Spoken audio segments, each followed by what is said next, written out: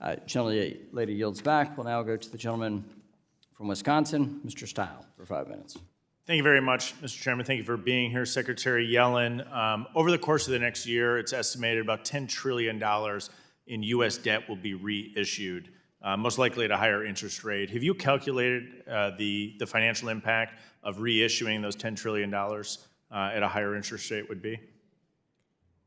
I mean, I don't have a number for you at my fingertips. But do you model that, I assume, at the Treasury, the implications that would have? Yes, and I think OMB does, and it would be part of the projections that would be included in the budget. Is the United States reissues in the neighborhood of $10 trillion in debt? Do you have concerns at all about the ability to issue those debt, to find buyers for that debt? We have very deep, robust markets and very robust demand for our debt. So you do not have concerns about a weakening demand with the volume of issuance of $10 trillion at this time? We take steps to make sure that we issue in a way that is predictable and orderly and keep the markets well informed about our plans, and have had great success in issuing our debt and maintaining liquid and deep Treasury market. But $10 trillion would be the largest issuance of debt the United States has ever seen in a given year by a significant amount. Is that accurate? I believe so. So I appreciate your comments. I'd hope that you keep us abreast if you have any concerns as it relates to the demand on the issuance of debt at the volume that the United States is doing, and then the carry costs associated with higher interest rates as this new debt is issued. Let me shift gears with you if I can.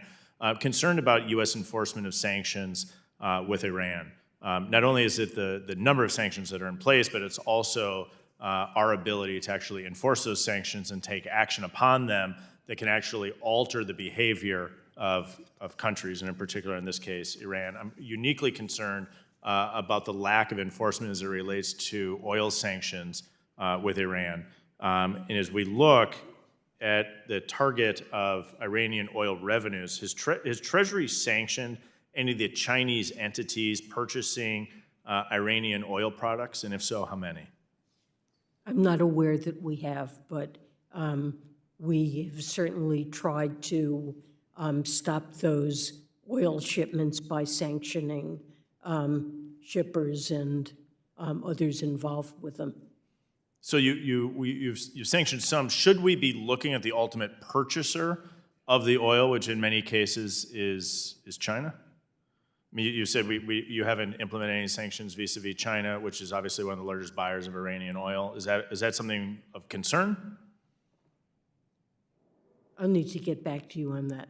I think I would love to have you follow up. I have grave concerns about the amount of money flowing into Iran. And in particular, we certainly do.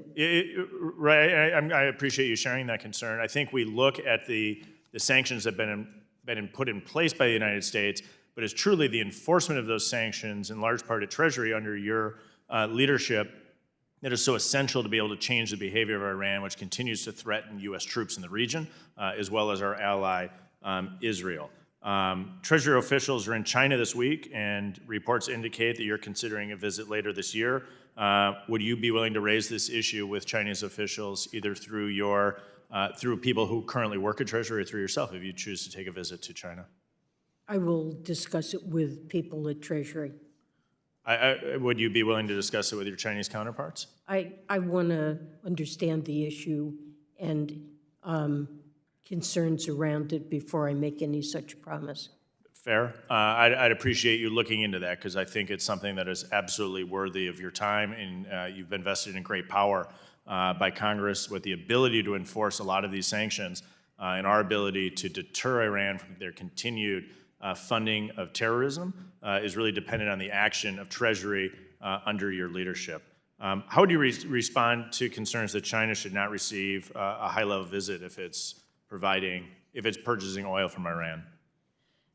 Do you think that should alter a decision by you or others from Treasury to engage and visit China? We have many differences with China, and concerns about its behavior. But President Biden and President Xi agreed that we should talk to one another and create channels for exchanging information and sharing our concerns and discussing them. It's a way to stabilize our relationship, and my dialogues with my Chinese counterparts are intended to do that. I have very honestly and thoroughly in past engagements explained many issues that concern us about China's economic behavior. Thank you. I yield back.